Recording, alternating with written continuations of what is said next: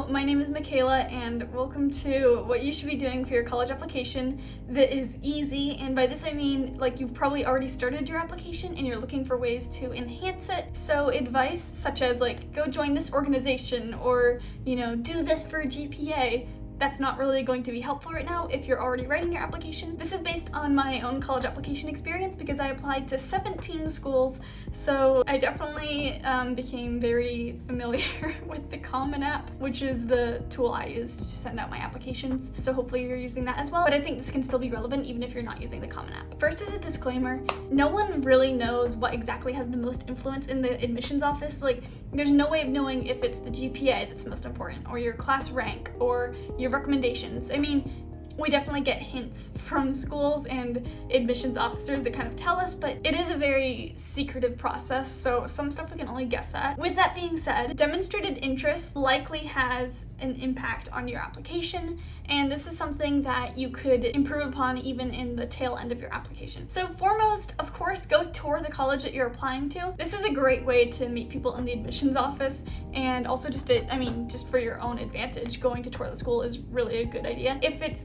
late in the school year or you don't have the financial capability to go on a tour, a virtual tour is always fine, but actually going to campus can be one way to show demonstrated interest. Another way is to email an admissions officer with questions you have, but please, take this bit of advice very carefully, because you do not want to just email for the sake of emailing to get to know them or for them to get to know you. That is not the point. Email if you have a genuine question, like a good question, because otherwise, you don't want to annoy them, and if you have a good question, that's a good way to show demonstrated interest, but otherwise, don't just email them for no reason at all. And then finally, if your school offers this option, do early action or early decision. So the difference is early decision is binding, early action is not binding. So I did EA at all the schools I applied to because I didn't want to be financially tied down to one school. Personally, I would recommend doing early action. That does show some demonstrated interest and it can help your chances of getting in because you're in the first round of admissions. And if it doesn't end up working out, don't panic if you have to do regular admission, but definitely doing EA or ED can help boost your application forward. But anyway, on to the two longer sections of this video. The first being prompts. And the prompts are separate from your personal essay. So you have your personal essay. It's the long one you write, not long, but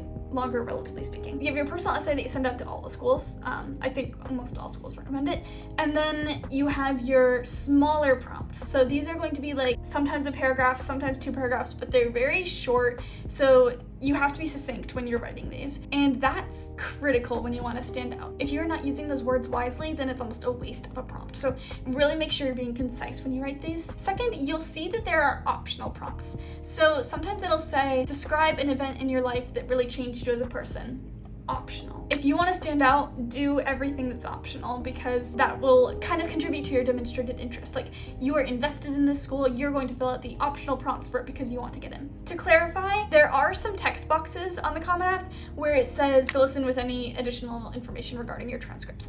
So I'm not referring to these when I talk about optional because those optional boxes are quite literally optional. If you got a D in chemistry in freshman year and you want to explain that it was because someone in your family was sick, that's what that text box is for. I'm talking about the optional prompts, for the mini essays. Those you always want to do. Use the other types of optional ones sparingly as you see fit. Also with the prompts, you cannot get too specific with, why is this school a good match for you? A lot of schools just love that prompt. Why would you be a good fit at this school? You cannot be too specific with that. And on the flip side, you do not want to be too general with it. So make sure that you give very specific reasons. A lot of students try to apply to a lot of schools, so they won't put as much time into the application, and for these types of prompts, they'll put in vague stuff like, oh, I love the campus, I love the programs. So if you are the one to be specific and talk about certain programs that you like and certain organizations, you're already self-sifting your application through all these thousands that they're receiving. Also, a common prompt is,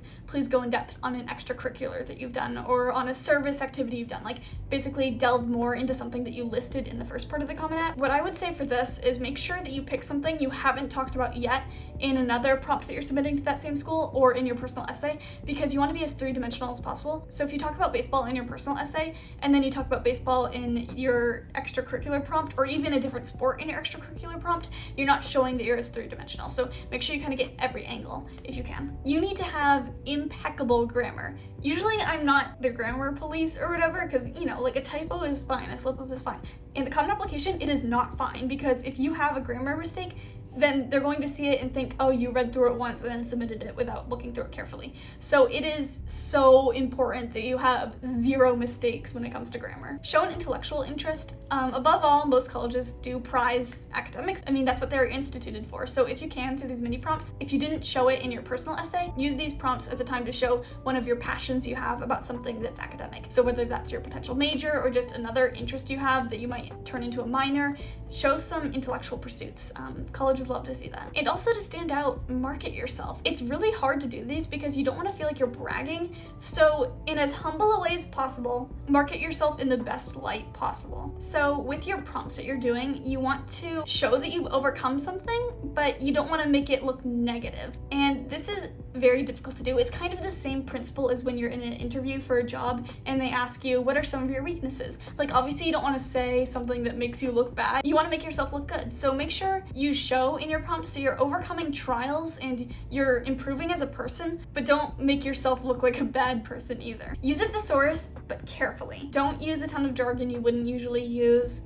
Use natural words. I basically mean use a thesaurus so that you're not using cliche words. Let the details stand in for the theme. So if you're writing a prompt about a story or a time in your life, instead of going for something broad, go in for something specific. So you don't need to tell the whole story sometimes. If you just tell one detail, it's often enough to kind of convey the rest of what you're talking about. And the detail is what makes it more memorable, you know, because having a broad idea of you love your family and you love your parents because they're your role models, that's too vague. Tell a detail like about one very specific particular moment in your life that's unique to your life that no one else would have experienced. And like I said at the beginning, let the detail just stand in for the theme without having to over-explain everything. And then finally in the prompts, capitalize your identity. This sounds bad, but I mean, take advantage of whatever your identity is and pose yourself as someone that's unique to come to this college. So whether it's a racial or an ethnic background, or like your sexuality that you've kind of like found yourself through, if you come from a rural area, talk about that. And if you really kind of talk about your background and how it has helped to shape you as a person, how it's helped shape your identity, you're really showing what's built you as a person and how you're unique. I think it's just a really good way to answer some of these prompts. And then for the other part of the application where you have to discuss your honors and experiences,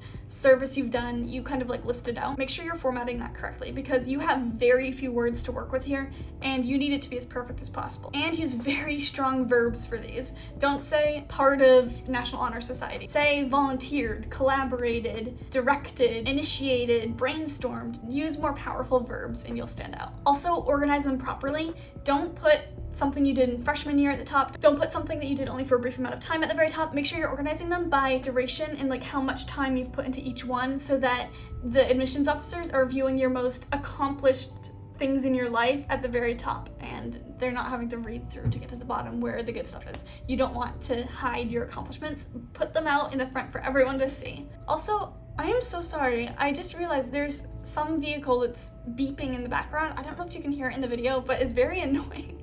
They do it all the time, so I'm kind of becoming desensitized to it, but I don't know if it's annoying in the video, and I really apologize if it is. So I hope that these last minute ideas on how to bolster your applications might make you feel a little bit more confident about what you're submitting. But thank you so much for watching, and I hope that you have a fantastic rest of your week, and good luck with submitting all your applications.